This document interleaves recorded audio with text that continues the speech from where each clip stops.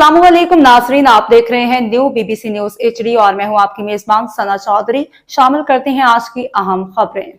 खबर शामिल करते हैं जिला विहाड़ी से हमारे न्यू बीबीसी न्यूज़ के चीफ रिपोर्टर सैयद खालिद महमूद शाह की रिपोर्ट के मुताबिक महलसी पीर शाह में 12 रबीउल अव्वल का पुरनूर जुलूस अकीदत और एहतराम से इख्तिताम पजीर। जिला विहाड़ी तहसील महलसी डाकखाना करमपुर मौजा पीर शाह 12 रबीउल अव्वल के मुनासबत से मौजा पीर शाह में पुरनूर और पुरअमन जुलूस निकाला गया, जो रात 8 बजे पीर शाह से रवाना हुआ।